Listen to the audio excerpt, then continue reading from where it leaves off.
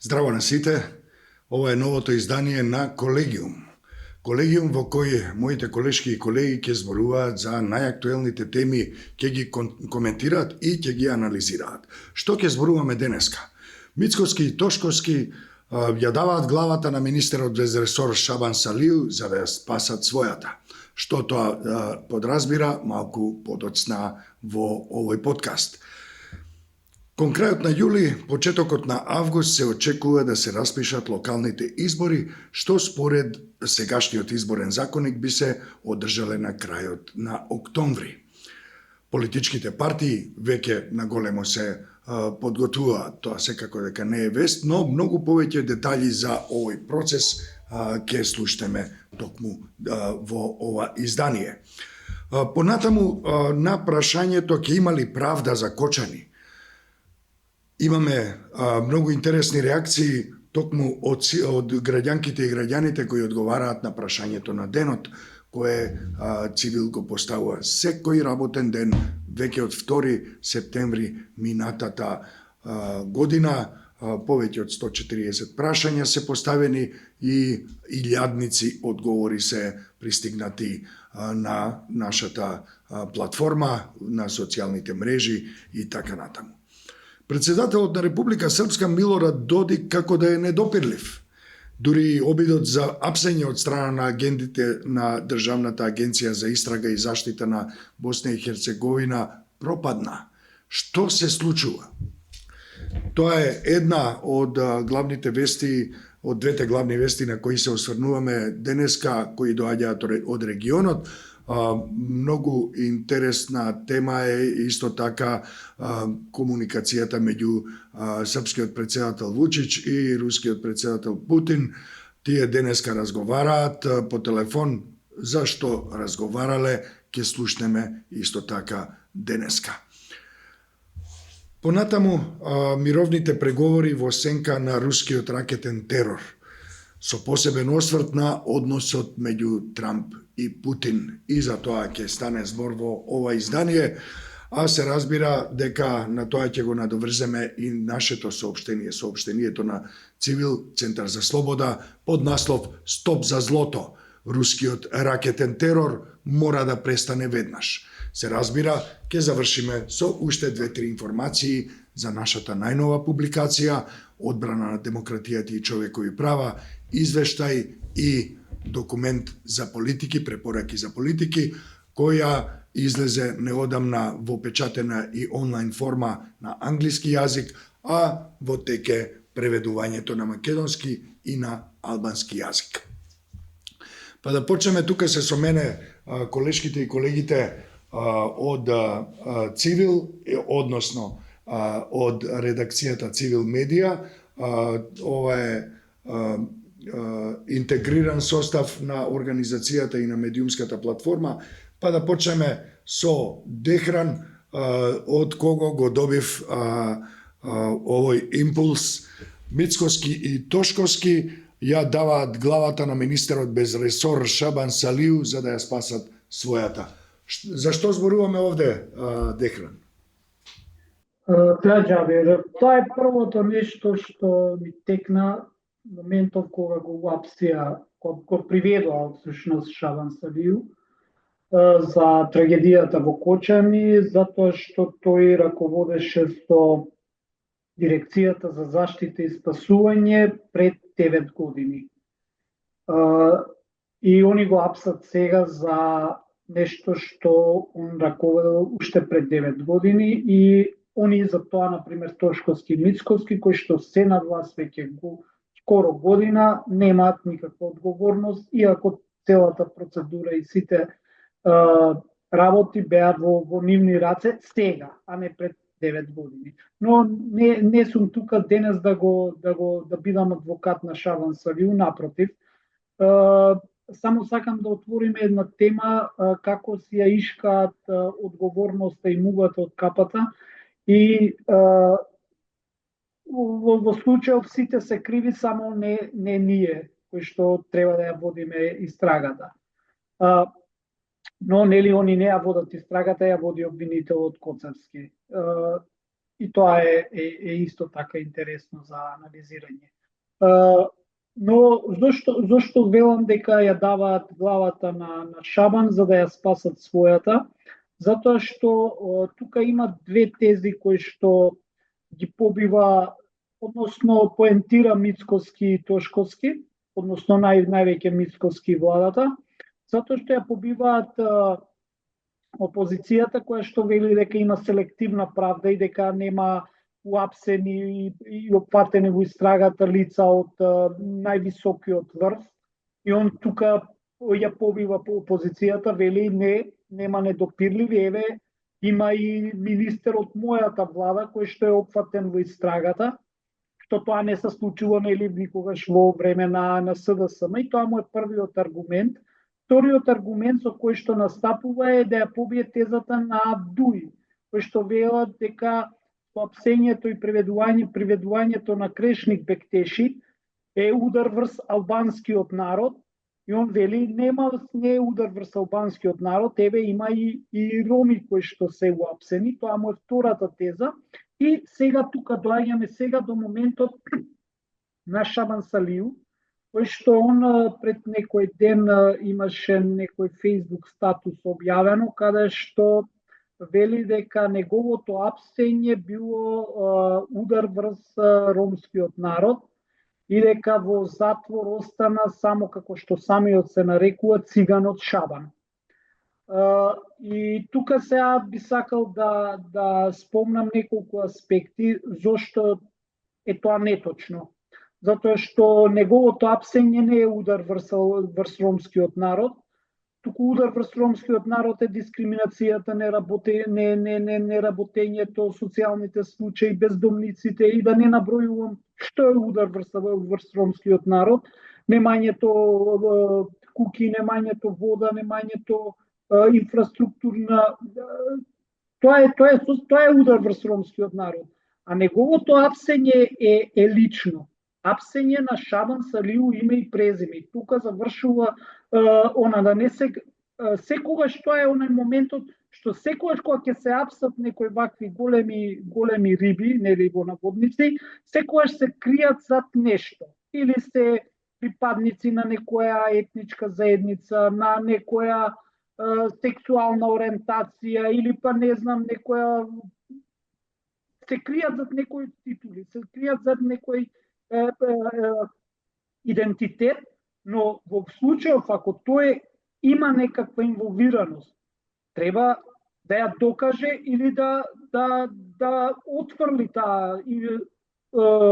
тоа речи го случај за кој што е приведен.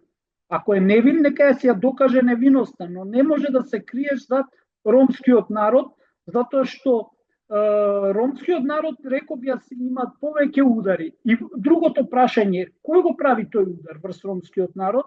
Затоа што вели напад врз ромскиот народ, но кој го прави? Не кажува владата, власта, министерството, обвинителството. Кој го прави тој удар и на кој начин се доживува тој удар? Може да те надополнам само еден момент, да те надополнам. Во секој случај остануваат дилемите кои се однесуваат на тоа колку еден систем, една влада и една власт се подпираат на законот, на владењето на правото, на правдата и правичноста, а колку тоа што го спроведуваат преку своите истражно-полициски инстанции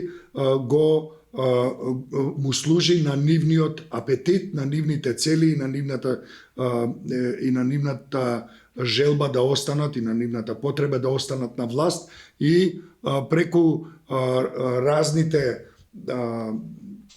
постапки во рамките на истражно-полициски действија всушност спроведуваат популистичка, авторитарна политика која нема многу врска со правдата. Тоа не смееме да го заборавиме. Се разбира, ова го зборувам и принципиелно, но се разбира дека може да биде и ставено во контекст на однесувањето, на практикувањето на власта на оваа гарнитура, а се разбира и на други гарнитури доколку се осврнеме на нив. Знаеш што е интересно исто така? вели господинот Салиу вели удар врз ромскиот народ. А само пред неколку дена, на 8 април, денот на ромите, во присуство на партиската журка и во присуство на Мицкоски, он држеше говор како оваа гарнитура на власт е најдобра. Како ова гарнитура на власт работи добро за ромите, работи за подобрување на нивниот живот, но кога го уапсија него, кога го уапсија самиот Шабан Салиу, тогаш е удар врз ромскиот народ. И тука се гледа она лицемерието. Ако е удар врз ромскиот народ, тебе кога те апсат, тогаш е удар, но не е удар врз ромскиот народ кога не знам некој ромче таму за кило кебап и ако украде, го апсат на 10 години затвор и тоа не е удар врз ромскиот народ. Сакам да кажам дека овој момент се надевам дека не е некој договорен пиар момент. Затоа што ако е вистина тоа дека тој човек имал некаква инволвираност, треба да одговара. Доколку нема инволвираност, треба да се ослободи за да не ние сега се добива впечаток. Еве ние гледавме дека уапсија голема бројка, 50-60 луѓе. Секој ден имало неколку апсење. Но денес ако некого прашаш на улица, излезеш и да прашаш кој одговара, кој е уапсен за акцијата и кој е приведен, кој е во притвор за трагедијата во Кочани, ќе се добие впечаток дека за криви за таа трагедија се обезбедувањето на дискотеката, министерот, претходниот министер Кречник Бектеши и Шабан Салиу. Тие мене сега во првиот момент тие ми остануваат во глава, а верувам и дека на поголемиот дел им останува во глава дека само тие неколку луѓе останаа во притвор, а сите други се ослободени или се во некаков домашен притвор, мерки на предпазливост. А за жал, луѓето кои што изгубиле своји блиски, чеда, синови, ќерки, фамилии, ја бараат правдата, бараат да одговараат вистинските виновници, а не луѓе кои што, ако повторно ќе речам, имале некаква инволвираност пред 9 години, дека биле на власт, во ред нека одговараат, но зборуваме сега за луѓе кои што треба вистински да имаат некаква одговорност. Па и тоа нека се вика морална одговорност, затоа што на крајот денот не може да ти кажеш дека јас не сум крив за ништо. На крајот денот ќе стигнеме да одговараат виновни да бидат мајсторите што го граделе тој објект. Ќе се вратат до седмо колено да апсат. Две многу важни поенти кои треба да се запомнат. Мислам дека дел од тоа ти веќе имаш во своите анализи и колумни во изминатите неколку дена. Те молам, тоа се разбира важи за сите во екипата и за мене, ве молам да ми испратите линкови за да може тоа да влезе во текстот кој го придружува ова видео. Значи, за оние што ќе не гледаат или слушаат, треба да знаат дека во текстот на кој го придружува ова видео, овој подкаст, ќе има и линкови до повеќе ресурси, односно текстови и анализи кои се однесуваат на овие теми за кои дискутираме па и дебатираме овде.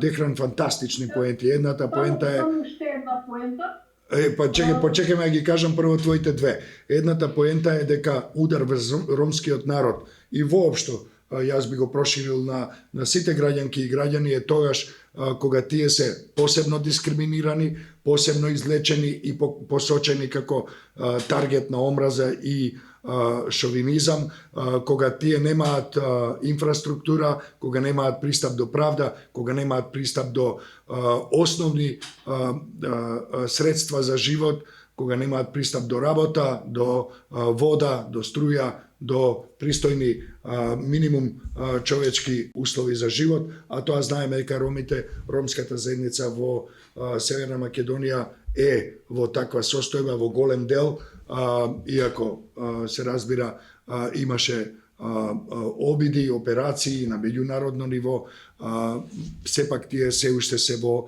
лоша состојба, што констатиравме исто така, не знам колку пати во изминатите години, да не кажам децении.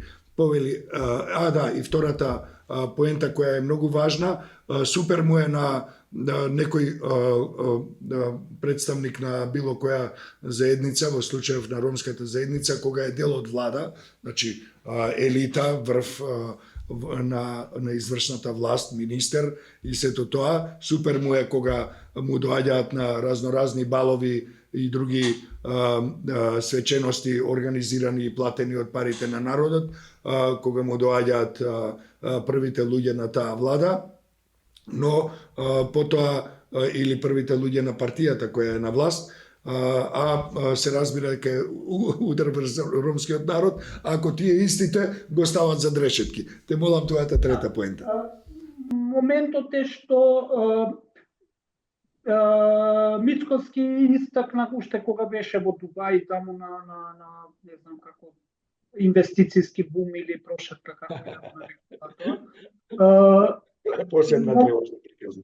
Да, но може би ќе имаме некакво бенефит. Се очекува. Моментот е што кажа дека он кога ќе се врати ќе го разреши министерот и ќе постави или не знам некој друг. Ние поставивме и прашање официјално до владата, до овој момент додека трае колегиумот, немаме одговор дали ќе го... Кое е прашањето? Прашањето е дали ќе се разреши министерот или тоа министерство, нели министерство ставено под наводници, ќе остане на стендбај додека трае процесот со господинот Шабан Салију. До овој момент ние немаме никаков одговор, а граѓаните нели вклучително и ромите очекуваат да знаат како ќе се постапува тоа, затоа што Мицкоски се врати од Дубај, од Обединетите Арапски Емирати, помина и Великден, ќе помине и 1 мај, кога ќе се разреши министрот и дали воопшто ќе се разреши. И тоа е прашањето кое што чекаме да биде одговорено, затоа што нели на крајот денот се работи за доброто нели на граѓаните, вклучително и на ромите. А ќе помине и Спасовден, јас колку што знам. Како што велеше еден поранешен председател, после јануари доаѓа февруари или како беше тоа. Да, но да се надеваме дека нешто сепак ќе се придвижи и дека ако ништо друго јавноста, граѓанките и граѓаните ќе продолжат со вршење на притисок да има повеќе одговорност и повеќе транспарентност во иднина. Многу ти благодарам, Дехран. Јас би сакал, ако може, да го смениме редоследот. Гледам дека овде наред ми е да зборуваме малку за изборите, меѓутоа, токму во контекст на ова што ти го зборуваше, што го разговаравме сега, доаѓа и она што го работеше во текот на изминатата недела нашиот колега Аријан Мехмети, кој впрочем е мултимедија едитор во екипа, меѓутоа исто така учествува и во креирање на медиумските содржини, така што колку што разбрав денеска, тој се грижел за реакциите да имаат своја, да се обликуваат во медиумски содржини во текот на изминатава недела, така што по негов избор најважното прашање, најинтересното, најклучното прашање во текот на минатата недела што беше поставено до граѓанките и граѓаните беше тоа: дали ќе има правда, дали очекуваат да има правда за Кочани. Реакциите на граѓанките и граѓаните според насловот кој го излекува Аријан, а тоа секако дека се потпира токму на тоа што го пишуваат граѓанките и граѓаните, не е тоа наше мислење, е дека сите се виновни, само виновните не. Аријан, те молам, кажи ни повеќе за ова. Да, Жабир, токму така, значи овие коментари сега што ќе ги прочитам е став на коментаторите, не е мој личен став или на цивил медија. Да, точно така. Да, значи го одбрав како наслов од еден од коментарите: сите се виновни, само виновните не. Доколку ги читаме сите коментари, мнозината од коментарите се полни со разочараност и песимизам. Има еден коментар ќе одберам: многу тешко, гледаме во која насока оди истрагата, сите се виновни, само виновните не. Друг додава: со доза иронија ќе има ако обвинителите се од Брисел. Вкупно има 77 коментари, од кои што како што можев да ги прочитам сите, имаше околу од тие 77 едно 30 коментари кои што се само со зборот не. Значи, недовербата во правниот систем, судејќи по коментарите, покажува дека народот или тие коментаторите не се убедени дека ќе има правда за жртвите од пожарот во Кочар.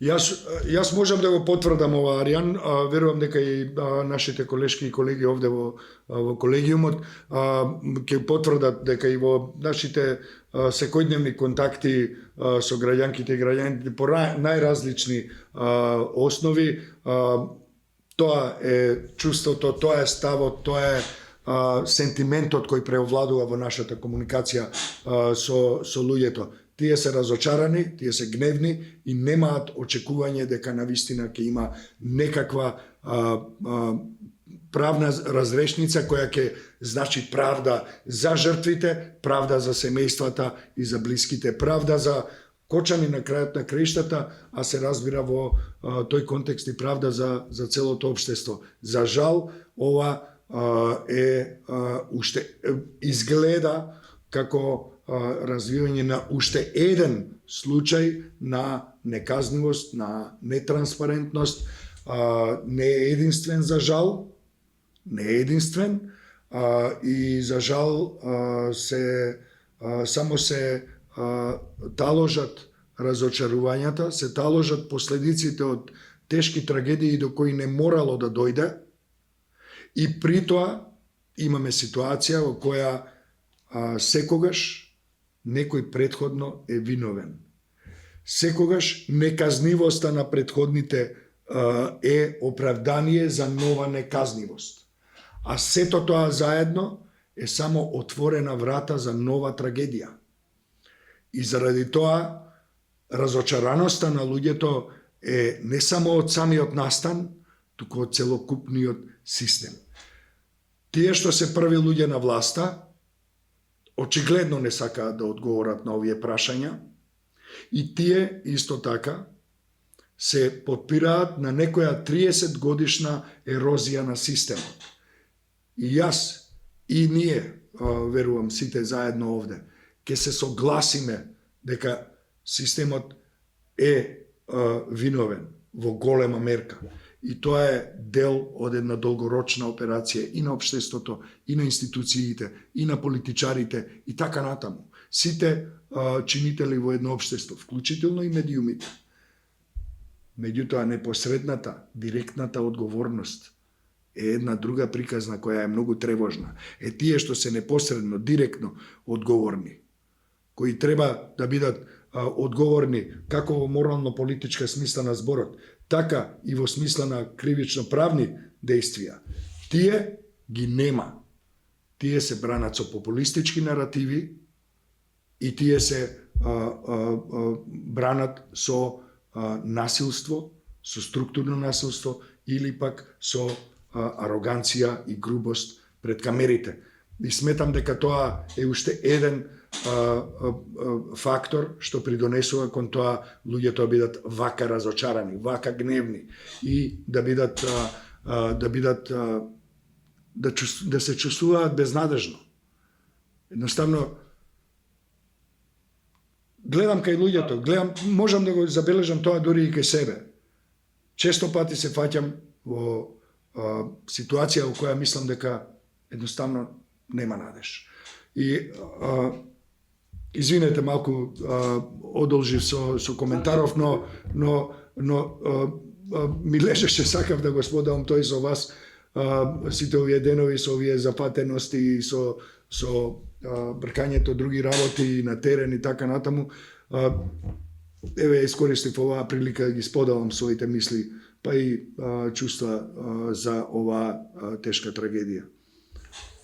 Секако се разбира дека мислењето на граѓанките и граѓаните е индикатор исто така и на Facebook. Коментарите се јавни, можат властите слободно да си влезат на нашата официјална Facebook страна на Цивил и да го видат мислењето што мислат граѓаните, бидејќи ако се земе процентот од кога се прави методологија за анкета, нели има тоа некоја не знам пракса од 1000 испитаници. Тука имаме 77 коментари што испаѓа дека е малце помалце од 10% од таа методологија што се прави анкета телефонски или на терен, така да не е толку мала таа бројка 77 коментари да ги прочиташ и да им дадеш значење. Точно така. Не може, не би требало да се игнорираат, не е мала бројка секако во секој случај. Да, Аријан, само да подсетам, Цивил има бескрајна почит кон секој поединечен коментар, кон мислењето на секој поединец, на секој граѓанин или граѓанка во земјата. За секој поединечен, значи за еден, и еден е важен за нас, да не зборуваме за 77. Ти благодарам многу и ви благодарам за просторот што никој не ме прекина да одише за иако малку подолго зборував на оваа тема. Ми беше важно да го споделам тоа. Јас сум убеден дека Цивил и понатаму е препознаен како место во кое граѓанките и граѓаните можат слободно, без цензура и без страв да се обраќаат и да се изразуваат. Тие што се чувствуваат страв дека можеби ќе има некакви последици, тие добро знаат дека кај нас може да се доверат и нивниот идентитет ќе биде максимално заштитен од наша страна. Да продолжиме понатаму, ние живееме една реалност во изборна година. Кон крајот на јули, како што ќе не извести нашата колешка Билјана Јордановска, или почетокот на август, се очекува да се распишат локалните избори. Малку повеќе за тоа, Билјана повели што не очекува во оваа смисла, изборен законник, постапки и така натаму. Ние знаеме дека изборната кампања веќе одамна неформално е почната, баш со Дехран пред некој ден тоа го дискутиравме, но да видиме од аспект на процедури, на право на парламентарни постапки, па се разбере и друго што имаш забележано да слушнеме. Повели. Благодарам, Џабир. Значи, како што и самиот спомена, вчера председателот на Собранието Африн Гаши на брифинг на новинарите соопшти дека на крајот на јули или почетокот на август треба да се распишат локалните избори, што би значило според сегашниот изборен законник дека тие би се одржале во недела 19 или 26 октомври. На тој брифинг Гаши зборуваше и за можноста некои од законите што се однесуваат на изборите да не се донесат на време. Особено дел од законските измени околу изборот на градоначалниците, државното финансирање на кампањите и законски измени што треба да одговараат на препораките на ОПСЕ и ОДИКР. Кажи само кој е рокот за тоа? Се однесуваат за поголема регуларност на гласање. Да се подсетиме, тука и ќе подсетам минатата година, во март месец беа донесени по скратена постапка без јавна расправа одреден број на измени во изборниот законник, кои што се однесуваат на некои технички работи поврзани со државната изборна комисија пред се, меѓутоа и некои од претходните препораки кои што беа дадени и секој се даваат во таа насока од ОПСЕ и ОДИКР, меѓутоа ништо не беше прифатено, ниту пак беше прифатена верзијата на работната група од Министерството за правда, што тогаш ја водеше претходниот еден од претседателите на државната изборна комисија Александар Новаковски. Иако беше најавено дека таа работна група за изборни реформи ќе продолжи со работа, се изгледа дека таа воопшто нема да го постигне тоа, затоа што на почетокот на април оваа година и од Министерството за правда, а и од дел од политичките партии стигна информации дека веќе се преземаат иницијативи за формирање на некои работни групи кои што ќе работат на изборниот законник, а кои што си според изјавите ќе одат во прилог на она што го сакаат политичките партии консензуално и на она што ќе биде доволно да се задоволат потребите на УПСИ и ОДИХР во однос на нивните препораки. Меѓутоа, очигледно она што самата иницијатива го постигна, таа работна група што го постигна, тоа нема воопшто да биде земено и овој пат во предвид. Она што сакам да го додадам е дека доколку се случат тие иницијативи за кои што уште немаме никакви информации, можеби тие се случуваат зад затворена врата, затоа што воопшто не е битен тука очигледно експертскиот и независниот дел во однос на препораките за изборни реформи, се претпоставува дека барањето на Државната изборна комисија и сплатата за платеното политичко рекламирање да не оди преку нив ќе биде ставено на маса. Сакам да потсетам тука дека локалната самоуправа на нашата земја е организирана во 10 општини, градот Скопје како посебна единица со 10 општини кои што ја делат имаат поделени надлежности со градот.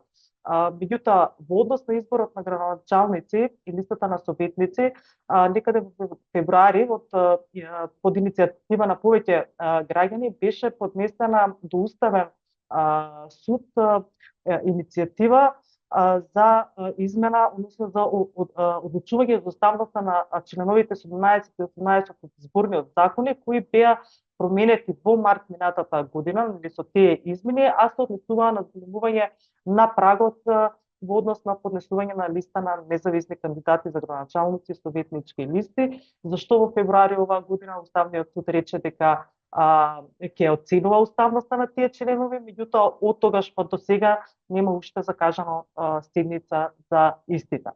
А што се однесува до политичките партии, тука ќе завршам, ако ми дозволиш, како тие гледаат на локалните избори?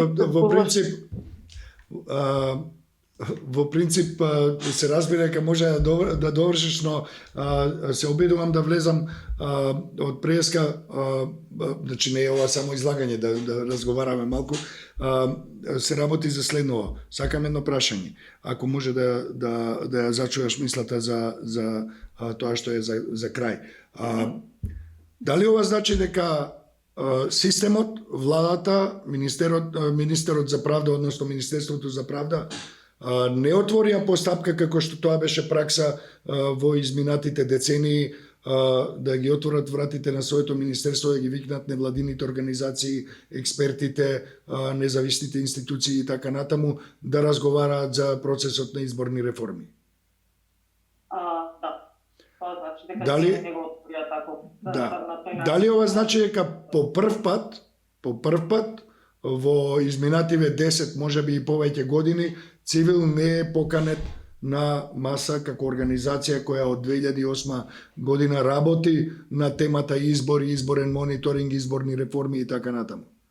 Не само Цивил, мислам дека никој не е поканет и дека тоа е всушност договор што ќе биде меѓу Министерството за правда, кое што како институција мора да ги поднесе во собранието и она што политичките партии ќе се договорат заедно. Значи во услови кога владеачката партија има максимално мнозинство во парламентот, една крајно кооперативна опозиција како што ја гледаме, и дури и тогаш тие што држат толкав колач на власта се плашат од мислењето кое не е обврзувачко на неколку невладини организации кои со децении го работат тоа и кои не наплаќаат за тоа, туку тоа сакаат да го понудат на јавноста, исто како што Цивил минатата година заедно со граѓанките и граѓаните спроведе прво долга постапка од неколку месеци и даде придонес кон изборните реформи, а потоа спроведе и изборен мониторинг заедно со граѓанките и граѓаните, дали ова тебе ти изгледа дека оние што ја имаат толку голема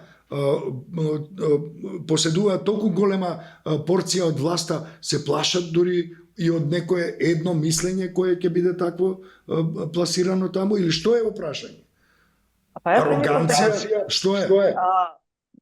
Ако ги се навратиме назад минатата година и кој беше тогаш на власт, прашањето е зошто и тогаш не беа земени предвид препораките на работната група која што беше задолжена за изборни реформи. И зошто се направи тоа по скратена постапка и зошто се направи нов документ за измени во изборниот законник, консензуално од комисијата за што е задолжена за тие прашања во собранието, а не беше земена верзијата на самата работна група, која што како здрав документ беше поднесен од Министерството за правда.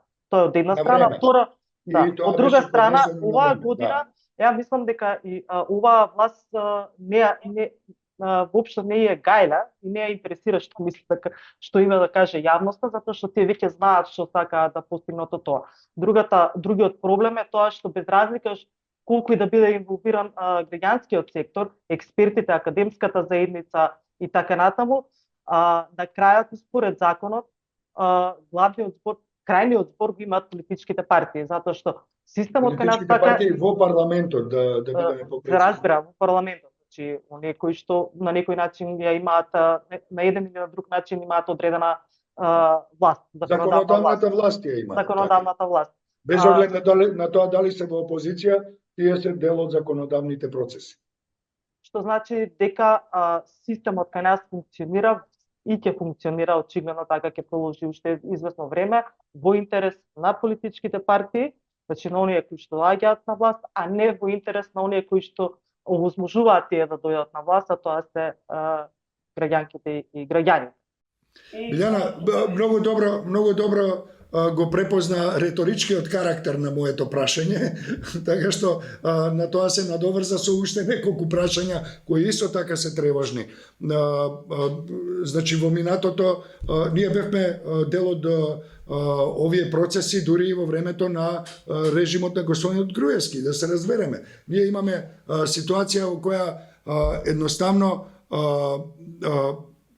биле отворени барем формално кон невладините организации, највисоките ешалони на власта, нека е тоа власта на господинот Мицкоски или господинот Ковачевски, господинот Заев или господинот Груевски, тие нели ги нарекуваме господа, тие биле отворени барем формално да дадат некој простор, а потоа свесни, сосема свесни дека политичките партии после во што се дел од парламентарниот состав ќе седнат и ќе видат што од тоа им одговара, најчесто не им одговара скоро ништо, се договараат, многу лесно се договараат кога се пари во прашање, било од која страна на политичката отсечка да се наоѓаат, и потоа едноставно продолжуваат понатаму живеат еден живот, што ви рекле.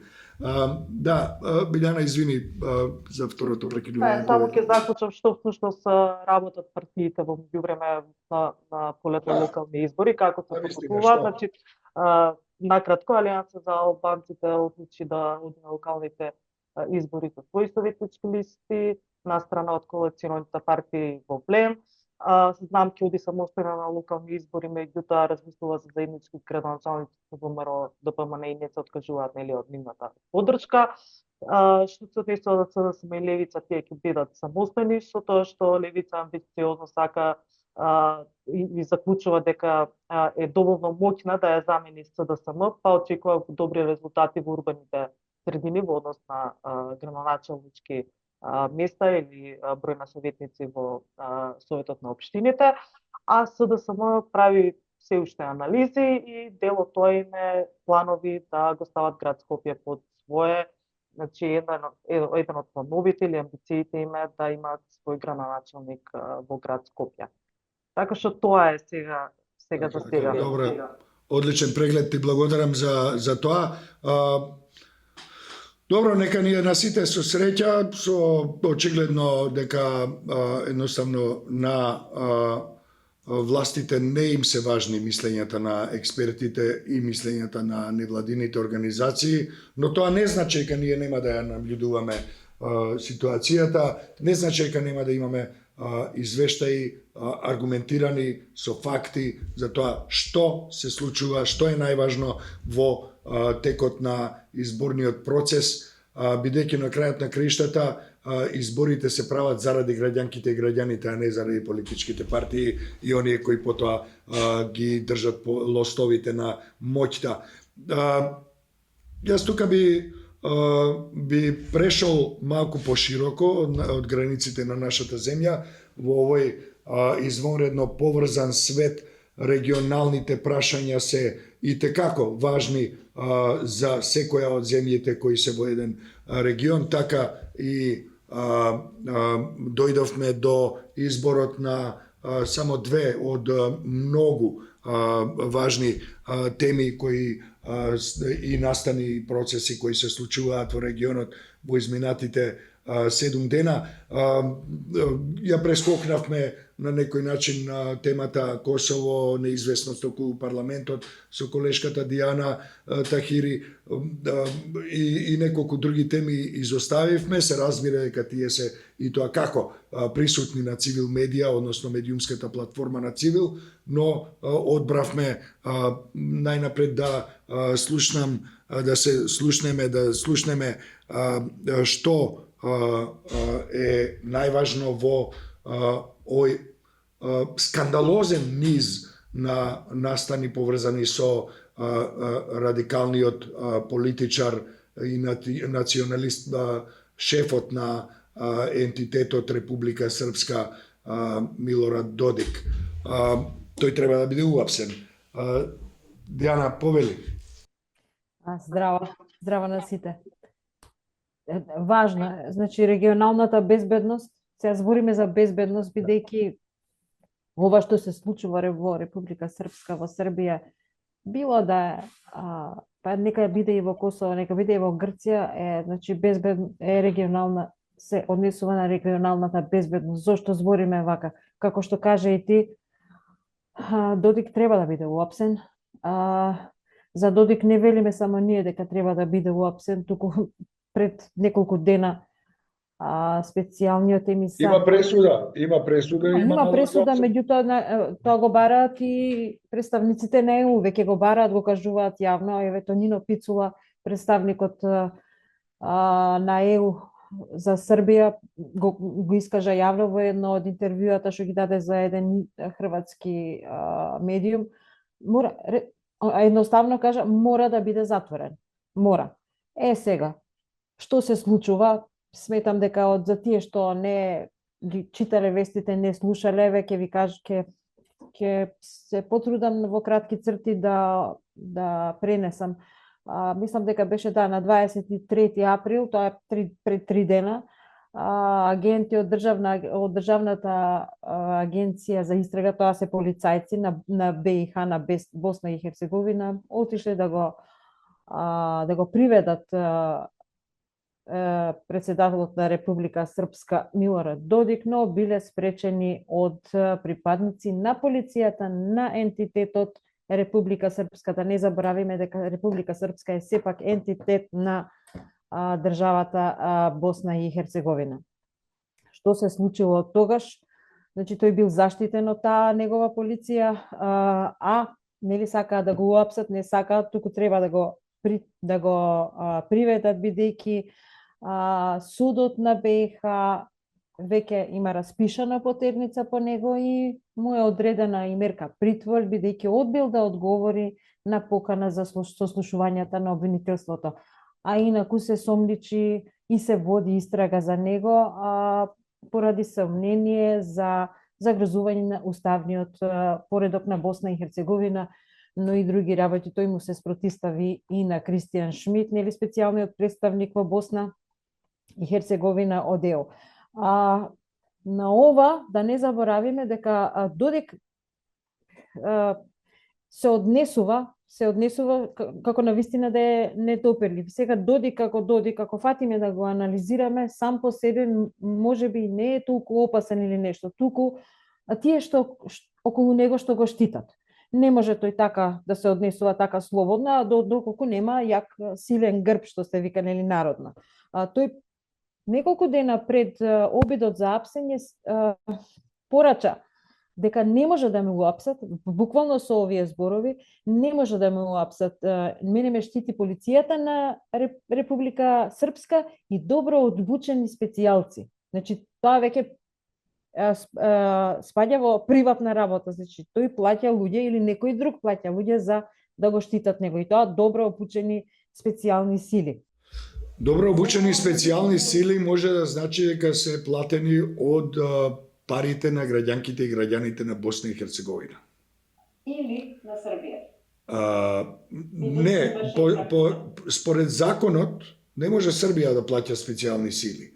Ако се работи за приватна армија, тогаш тие се нешто друго.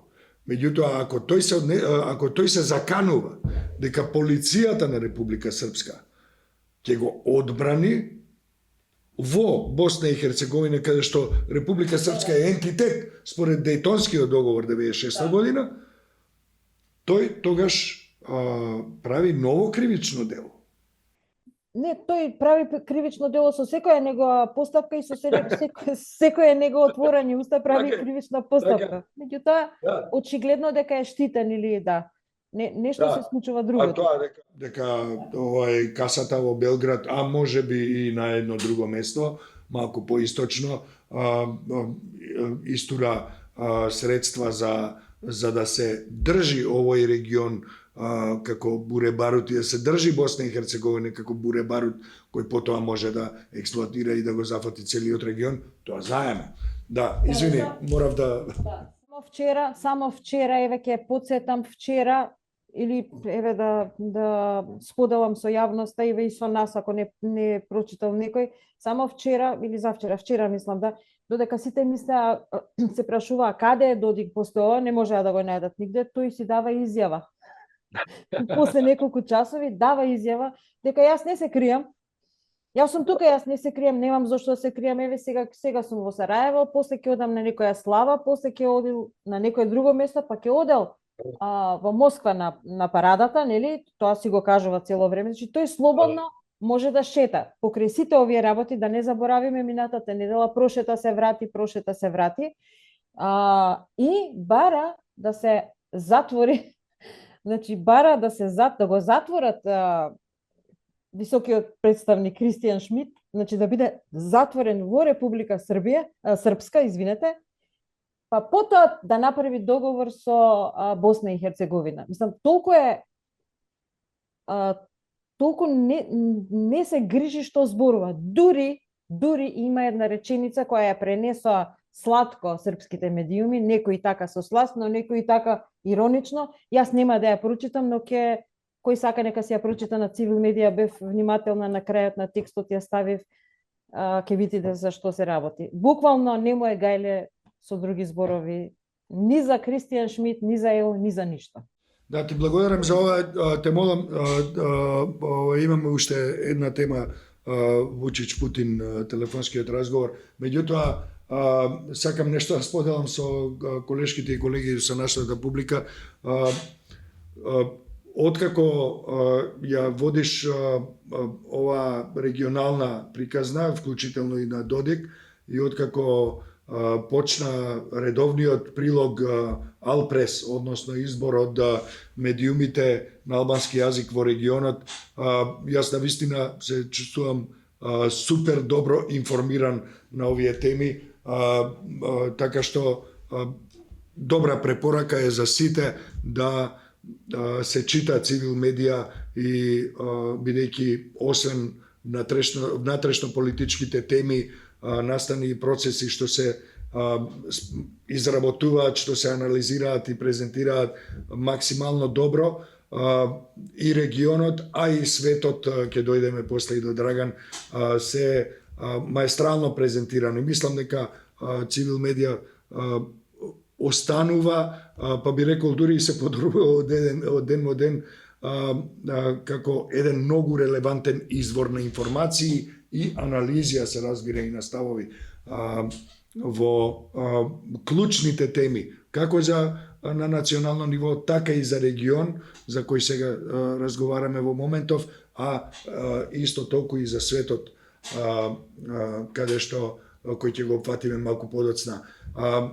Те молам, само кажи ни за телефонскиот разговор меѓу двете другарчиња, господинот Вучич и господинот Путин. Господинот Вучич ни е непресушен извор на на дела, што се вика.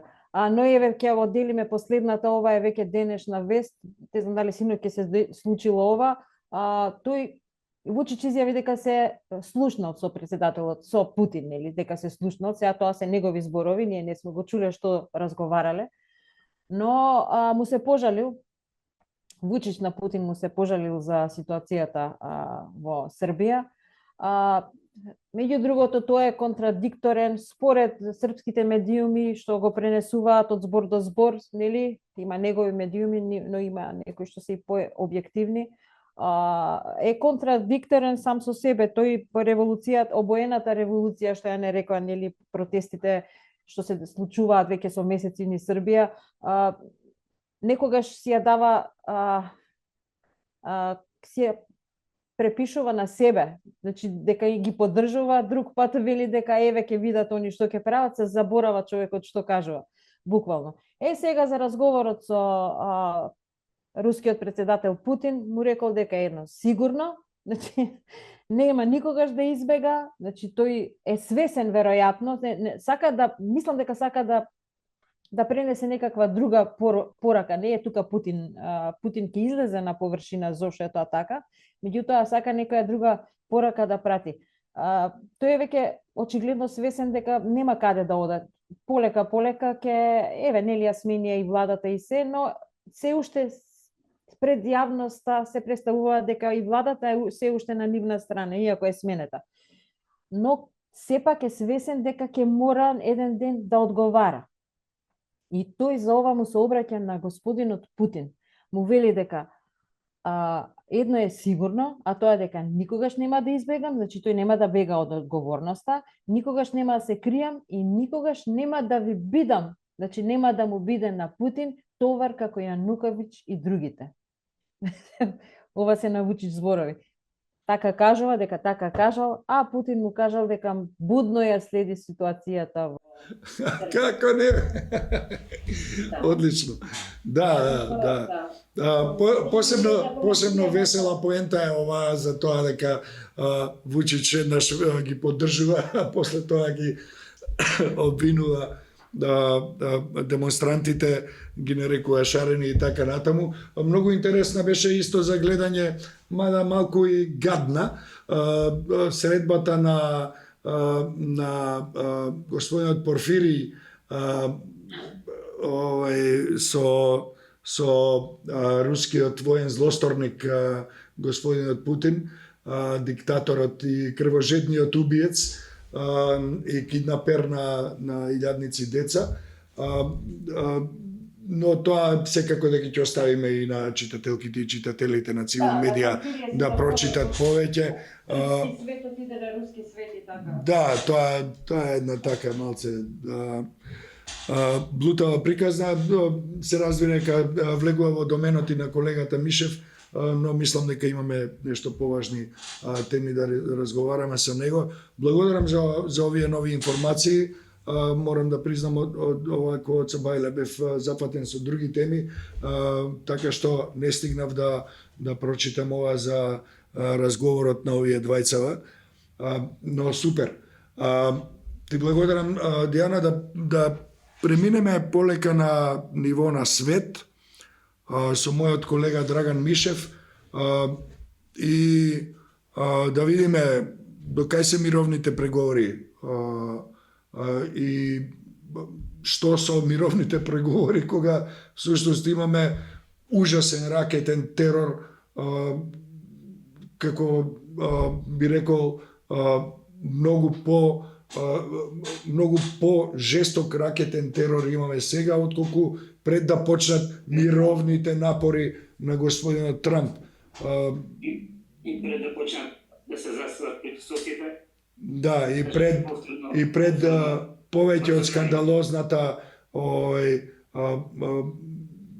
повеќе од скандалозното однесување на двоецот Трамп Венс во поглед на председателот Володимир Зеленски, председателот на Украина. На што господинот Зеленски одговори со фантастична дипломатска големина. Морам да го признам тоа, мислам, наистина бев изненаден од големината што ја покажа. Од оној ужасно неславен момент во овалната соба до денешен ден. Молим? Не идат на глуви уши кај Трамп и неговите приврзаници. Тоа е со оглед на тоа во каква позиција е, тоа е, не знам, жално. А за тоа како се војуваат преговорите, односно колку е Русија посветена на изнаоѓање решение за траен мир, покажуваат последните масовни руски напади со ракети и дронови врз цела Украина, чија единствена цел е, како што можеме да видиме, цивилното население. Тоа последниот, всушност веќе не е последен денеска имаше нов, како вчерашниот напад врз стамбените области на Киев, кога беа убиени сега веќе според последните извешти 12 цивили. За ова, како што спомнати на почетокот, цивил излезе, Центар за слобода излезе со соопштение, во кое побара итно запирање на рускиот ракетен терор врз Украина, запирање на тоа зло. Денеска следеше повторно напад врз Павлоград, во кој истата шема, напад на стамбени згради, погодена стамбена зграда, убиени тројца цивили, десетици повредени. Да го спомнам секако и најсмртоносниот напад оваа година што на Цветници се случи врз Суми, кога загинаа 34 цивили и за жал сето ова остана без осуда кај представниците на администрацијата на Трамп, како нели водечки луѓе, водечка сила во овие мировни преговори. И сите овие напади, ова се само, да кажем, најголемите, најсмртоносните со најмногу жртви секојдневно, иначе има напади во низ цела Украина, со уништување на цивилната инфраструктура, со ранети. Ова, како што спомна, се само со најголем број на убиени. И сето тоа се случува дека траат разговорите на сад со неоддавно со Украина и со Русија за прекин на руската војна во Украина, морам да напоменам, за кој Киев веќе се сложи на 30-дневен прекин на огнот, како што предложи САД, меѓутоа Москва упорно одбива и за цело време со некои нови барања, купувајќи време кое за жал да, понуди 30 часовен великденски Путин понуди 30 часовен великденски прекин на огнот кој според извештаите од теренот повеќе од 2000 пати бил прекинат. Пази, за 30 часа само. Тоа значи буквално во минутата имало повеќе од едно прекинување за текот на тој наводен великденски прекин на огнот. Последниве недели откако го прогласи тој 30 часовен и откако нели се интензивираат разговорите, Русија само ги засили нападите врз цивилната инфраструктура и стамбените области низ цела Украина. И за цело време притисокот на администрацијата на Трамп се намерно избегнувам да кажам на САД, бидејќи очигледно дека администрацијата на Трамп е нешто поразлично од целиот САД, иако владе моментално таму. Гледаме дека има секојдневни протести во поголемите градови на САД против Трамп и неговата владеачка номенклатура. Протести има, мислам дека е важно да се каже ова. Протести има и во црвените држави. Протести има во 50 од сите 50 држави кои се дел од американската држава. Протести, тоа масовни протести. И тоа не се протести од по неколку десетини луѓе, туку масовни протести со преполни улици, преполни со луѓе, без оглед на тоа на која политичка провиниенција и припаѓаат, тие се на улиците заради тоа што не можат да го поднесат ова што се случува во Америка сега. И да се разбереме, многу срамот не може да го поднесат за тоа што Америка е многу повеќе од ова што го прави господинот Трамп и многумина веќе сосема отворено зборуваат за тоа дека Трамп не му се доотворува на Путин, тој го обожува. И сигурно мора да се спомне и тоа дека не еден аналитичар, политичар и така натаму, opinion maker во Америка има кажано дека тој всушност е руски асет, руски ресурс во кој влезе во овалната соба. Тоа го кажуваат значајни луѓе во Америка, во јавниот дискурс, дури и оние што се од неговата партија, иако се уште срамежливо излегуваат во јавноста, но се повеќе и повеќе се слуша и гласот на републиканците кои не можат да се изразам со твоите зборови, да го поднесат срамот кој го чувствуваат поради ваквото владење и ова предавство на Трамп во однос на својот сојузник Украина и се разбира со сите останати како што вика Лоренс Одонел од MSNBC, тарифна деменција и на крај ќе искочи дека не биле само шпекулации, дека бил регрутиран одавно од КГБ и дека кодното им му било Краснов. Да. Краснов, beautiful, што ви реков, beautiful. На тој текст за ова, да. Затоа го употребува толку често. И се да се навратам на кратко, повели. прелетам дека дури што зборавме на притисокот на дека цело се насочен врз Украина, што се гледа и во последниот непристоен предлог што го понудија како конечен план на САД, може да звучи како final solution таму негде 39-40. Да. Ван Си, како се вика. Договорот од Ван Зе. Да. Така малце звучи, каде што скоро сите придобивки ги добива Русија. Тука влегува, значи, де факто и де јуре признавање на руската окупација на Крим, како и на 4 области, окупирани области во Украина. Едноставно им го ставија на масата и ки торливите. Украина Зеленски веднаш се огласи дека нема шанси да призна. Не само господинот Зеленски, туку и европските европските Европа дека не прифаќаат никако притисок. Јасно, резолутно, недвосмислено кажа нема шанси. Сега да кажам дека како самиот Зеленски веднаш го отфрли, пропадна и конференцијата на високо ниво во Лондон, каде што и требаше да биде и Стив Витков, кој во меѓувреме сега во Русија. Тој што така понизно се поклонуваше пред рускиот воен злостопник, во исто време додека паѓаа бомбите во Суми.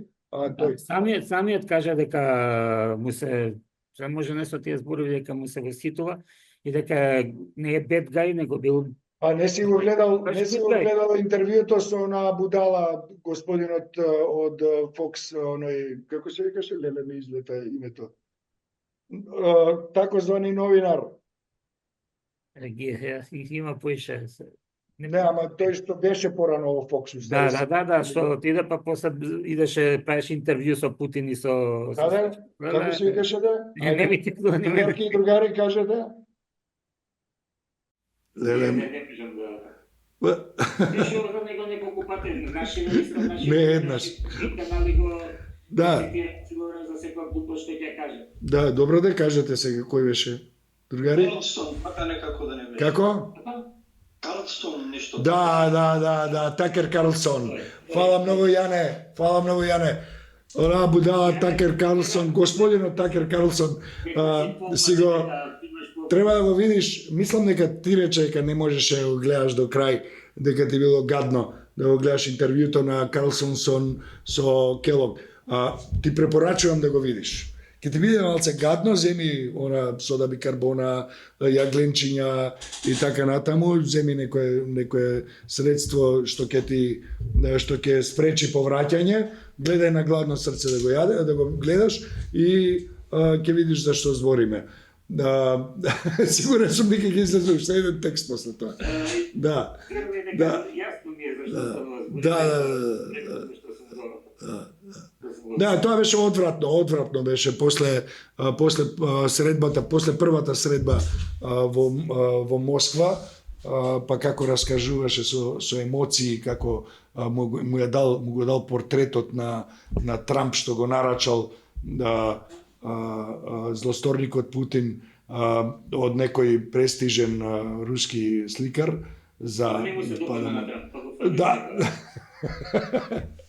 Сам размазеното детиште. Не му се допадна подарокот. Не е битно. Да, тоа се добри моменти, ги вртиме на шега, но за жал најтрагичните настани често кај луѓето предизвикуваат потреба да ги прикажат од нивната гротескна комична страна, што се разведе дека него намалува значењето и тежината на трагедиите кои ги предизвикува рускиот агресор во Украина секој ден, секој час, секој веќе со години од 2014 година па наваму, особено од 2022 кога тргна во целосна инвазија.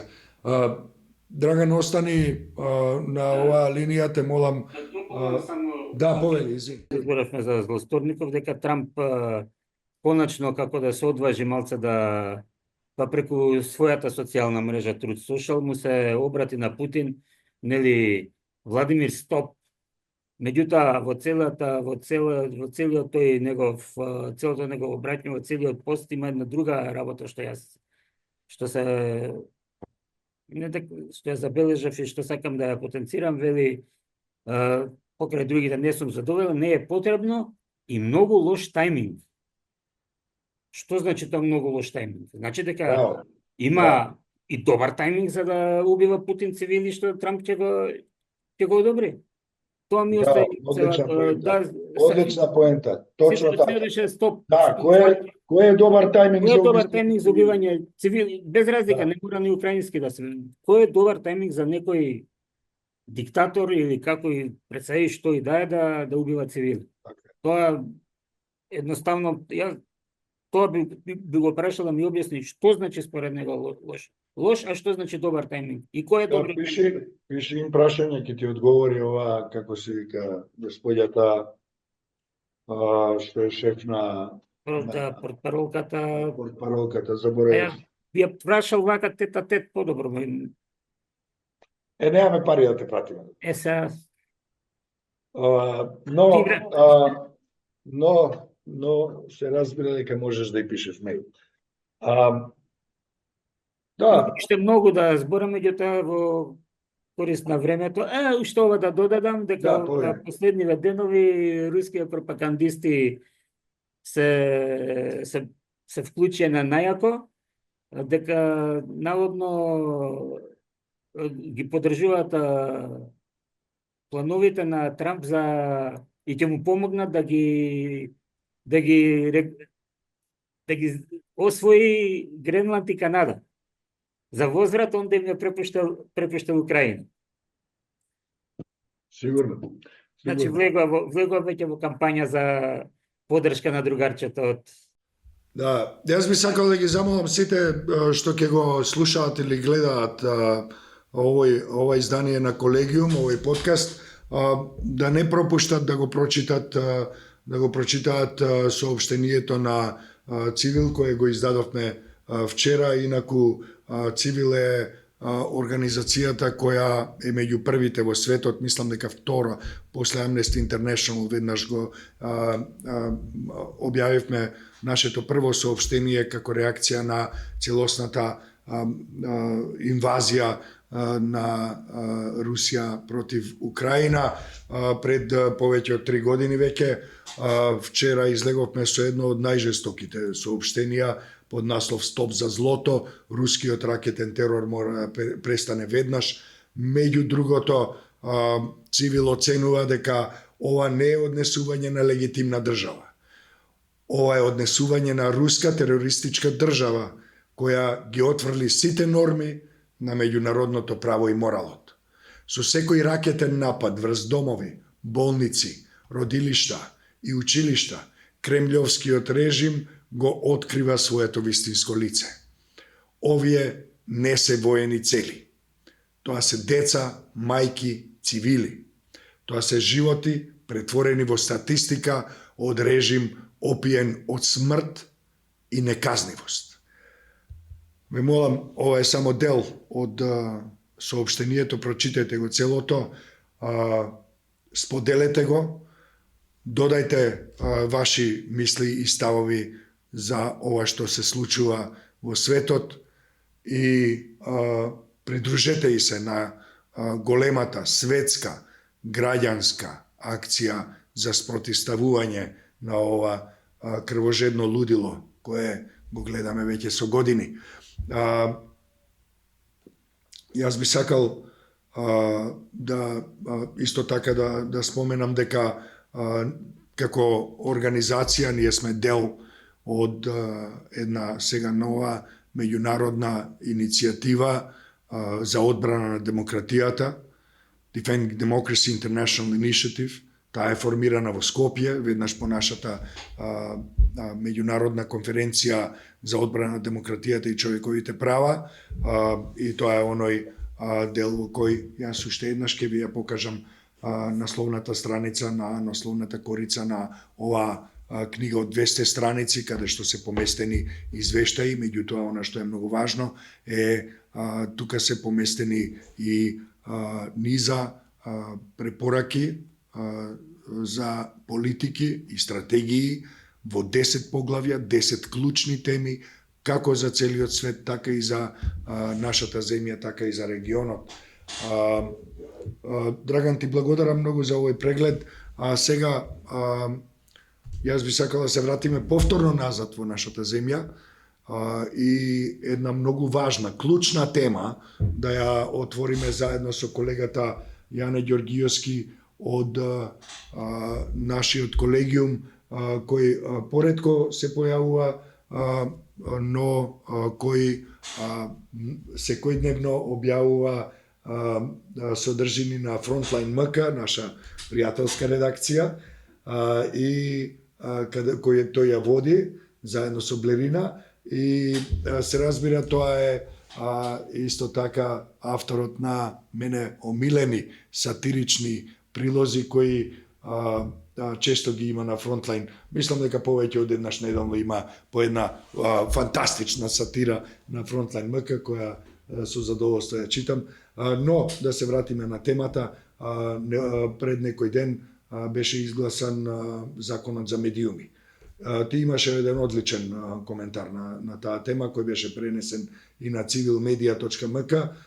Би сакал ако може да те слушнеме, кои се твоите размислувања за тоа? Каков закон добивме за медиуми? Па, во еден, да речем, неинтересен наслов, предлог на закон за изменување и дополнување на закон за медиуми, со 69 гласа за, 8 против, без ни збор кажан од некој во смисла на амандмани или без никаква расправа, пратениците си изгласаја закон со кој ќе погребаат стотици интернет портали.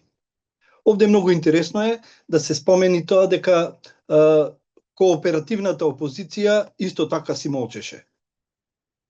Значи, во 2 члена од овој закон, десетици или стотици новинари со долгогодишно искуство одеднаш нема да се новинари и стотици портали одеднаш нема да се портали. Според дополнителниот предлог што го изгласаа пратениците, сега да кажам она формално, за да бидат впишани во регистарот што ќе го води Агенцијата за аудио и визуелни медиумски услуги, АВМ, интернет портал ќе мора да има најмалку 2 вработени со полно работно време. Сега, посебни услови, ова као нешто попуштаат од тоа што го донесле предходно, посебни услови се предвидени за интернет портали со, како што е дефинирано, мал или специјализиран опфат, што треба тука да ги опфати, така пишува во законо, локалните портали. Сега, тие портали ќе мора да имаат еден вработен и едно лице хонорарец. Што се прави со овие дополнувања на законот? Сите портали кои ќе сакат да се идентификуваат како медиум, ќе мора да влезат во тој регистар што ќе го води регулаторното тело, во случајов АВМ. Другите нема да се медиуми според законот.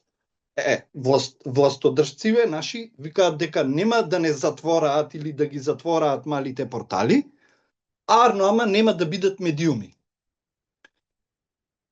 И новинарите што работат таму нема да бидат новинари. Не се знае што ќе бидат. Теоретичари на заговор или слично. Што е целта на овој закон, што е донесен во 1 или 2 члена, многу интересно. Мислам, овие измени во законот. Целта е да се регулира медиумскиот простор или да се концентрираат парите што медиумите ќе ги добиваат од државата како субвенции или не знам како.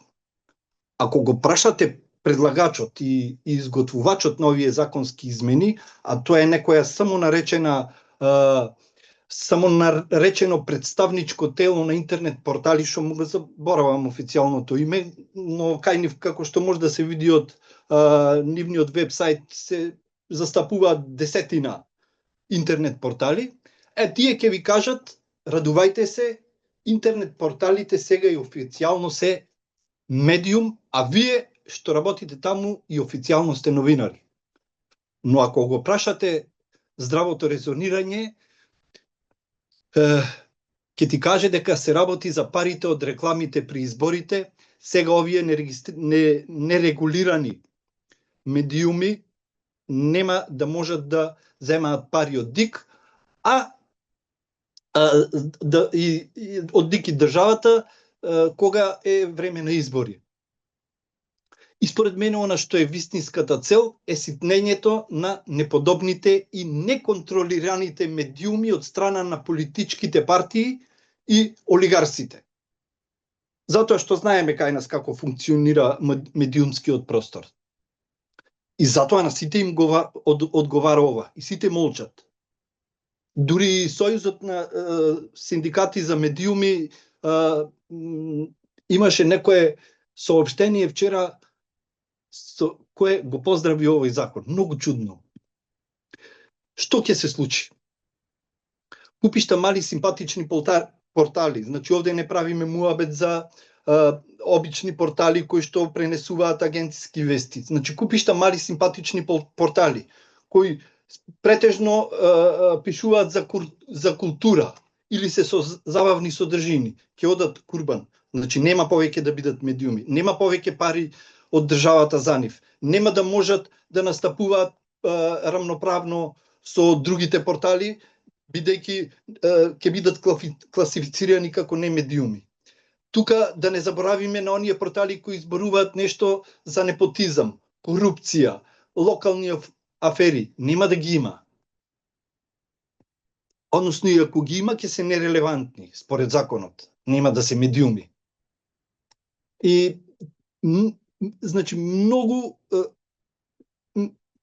како да кажам, значи за многу кратко време ова е драматичен пресврт во медиумскиот простор. И единствениот, по ова што го слушам јас, единствениот или главниот фактор кој одредува дали некој колектив е медиум, некој портал е медиум, е дали има еден или двајца вработени. Многу интересно тоа. Мислам, Тоа е јасно.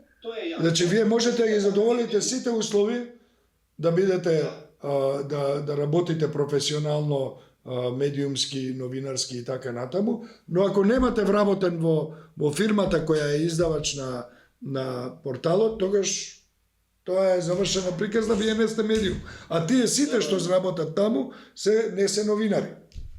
Мислам, Значи без разлика. браво. Без разлика колку има ангажирано хонорарно лица. Оти знаеме дека ние новинарите како работат во Македонија, се ангажирани во неколку портали, па од таде земаат, не знам, символична сума од повеќе места и така се преживува. Овде сега ќе мора сите да бидат врзани за еден медиум и нема мрдање лево-десно. И што е уште поинтересно, и ова законски што ќе биде вака, но агенцијата за АВМУ како регулаторно тело ќе определува кои се портали по оние специфични за малите портали, значи за со еден вработен и еден хонорарец. Спрема нејзината волја и расположение ќе може некој портал да биде медиум или не. Многу нејасноти, значи многу нејасноти што ќе доведат до загрозување на медиумите и до слободата на говорот. Но што ова ќе значи за новинарите кои што работат во тие мали портали? Тоа е многу интересно. Тие нема повеќе да бидат новинари. Тие нема да бидат заштитени со законите како што се сега заштитени, например, новинарите, да не подлежат под кривична одговорност за искажан збор. Тоа е многу опасна работа. Например, сега секој што работи во мал портал ќе треба да внимава што ќе каже. Тоа е една таква цензура. Тоа е она што го прави ова уште поважно и сериозно. Дека оние што се од другата страна овде, се обраќам на нашата публика. Сега настапува период во кој оние што се вистински независни ќе ги препознаете уште повеќе како независни, но исто така тие ќе бидат под најсилен удар сега и озаконет од државата, односно од оние кои во моментот ја имаат власта во државата. Значи, досега притисокот беше преку пропаганда, преку кампањи за валкање, преку разни судења, она што и во Европска Унија е забрането, strategic lawsuits against public participation или стратешки судења за против јавното учество што го има во нашата земја, и тоа поприлично гледате во еден што е жртва на таквото однесување на властите, но сега тие добија уште едно оружје, а тоа е закон за медиуми, според кој ќе ги столчат или ќе се обидат да ги столчат независните, вистински независните медиуми. Ова мислам дека го должевме како дополнително објаснување и обраќање до до нашата публика, до јавноста, се разбира. Повели понатаму. Уште ова би додал дека тоа значи дека, например, дека новинарите од малите интернет портали кои не се медиум според сегашниот закон, према овој новиот, нема да можат да присуствуваат на настани, нема да можат да присуствуваат на пресконференции, нема да можат да покриваат митинзи, нема да можат да покриваат протести заштитени со легитимација новинарска, нема да можат ништо, ќе бидат третирани како обични граѓани. Многу страшно е тоа. ова што се случи и многу е страшно што поминува во една тотална тишина и незаинтересираност со страна на другите медиуми. Немам повеќе што да додам. Многу сум изреволтиран.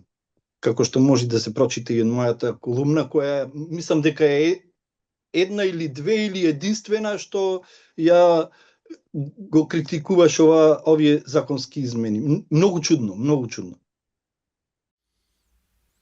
Благодарам, Јане. Се согласувам со сите констатации во овој наш разговор. И се надевам дека, освен што констатираме, ние тука сите заедно и имаме што да кажеме во врска со тоа. Допрва, јас би сакал да се договориме за една средба во која ќе формулираме одговор на овој атак отворен, озаконет во собранието, изгласан атак против независноста на новинарките и новинарите и атак против независните медиуми во земјата, како да се медиуми дополнително потврдени, како да се медиуми некои големи телевизиски станици кои впрочем не се ништо освен еден обичен, отровен, токсичен продукт, натрапник во јавниот дискурс, но за тоа се разбира, ќе седнеме деновиве да го формулираме овој одговор наш. Мислам дека имаме што да кажеме и мислам дека ќе инспирираме многу луѓе да го поддржат тоа што ние ќе го понудиме како препорака и стратегија. А што се однесува до меѓународниот фактор, не верувам дека ќе помине така лесно таму. Се разбира. Дали имаме нешто да додадеме овде? Дијана, само да те прашам, денеска или утре одиме со почеток на преводите од оваа книга на македонски и на албански? Затоа што имавме некој план за почеток, меѓутоа изгледа како да досиме ден-два, па сега дали... Да, планот за почеток, мислам дека се договоривме од понеделник да почне, бидејќи е почеток на неделата. Да. За викенд да не им пуштиме нешто на луѓето на македонски и албански? Пошто ги имаме преводите, мислам, барем на еден дел од препораките. На поголем дел ги имаме преводите. Така. Ние можеме да се договориме и за викенд, можеме и да се договориме тоа да оди од понеделник, но секако тука се материјалите, така што... Јас инаку вчера снимив едно видео од 2-2,5 минути и воопшто не ми се допаѓаше. Душа му извадив на Аријан, напрего, допрего, не знам што, и на крај не ми се допаѓаше. И сепак, откако дојде ми објасни за што се работи, ми кликна на 2-3 места, сватив дека тоа видео ќе оди, па ќе оди едно мало видео како најава за оваа публикација. За меѓународната публика е, но се разбира дека и нашата публика е... Па да, го најавувам овде, го најавувам за малку подоцна, дека ќе оди и краткото видео од мене како со најава на оваа публикација, но таа е на англиски јазик.